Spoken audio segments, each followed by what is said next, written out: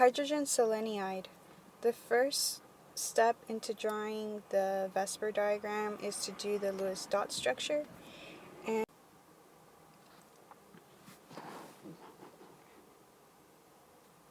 okay, so we have 8 electrons, which makes it a 4-electron group. So 1, 2, 3, 4, and makes it a tetrahedral with 2 bonding pairs and 2 lone pairs.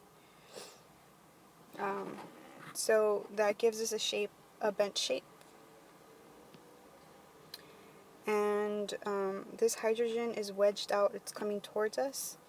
And these two electron groups would be considered lone pairs.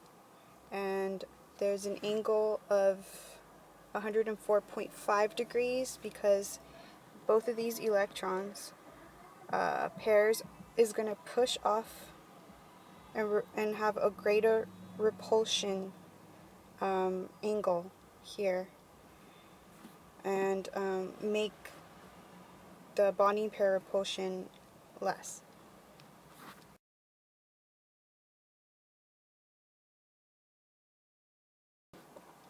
Okay, our central atom, being selenium, has 6 electrons total. There's 2 electrons in the 4s orbital, and then there's 4 in the p orbital. Now, we have 2 hydrogens that we need to bond, and there's already 2 electrons ready to bond with the hydrogen.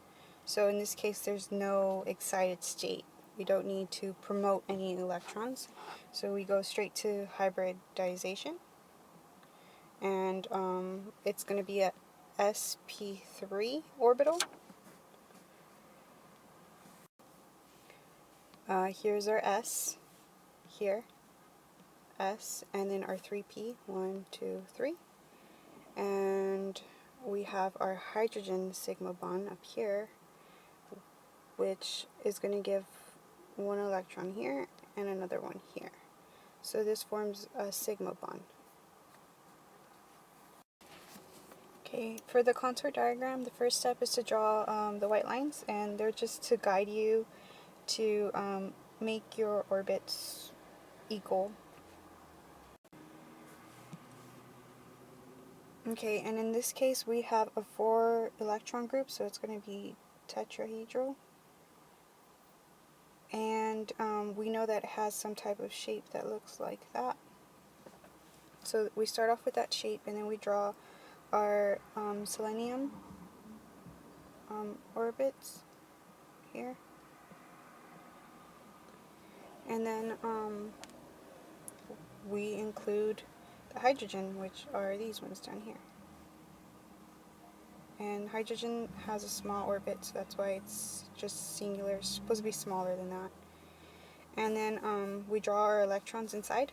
So these ones have lone pair of electrons, because they're not bonding with anything. And these would be our bonding pairs over here and here.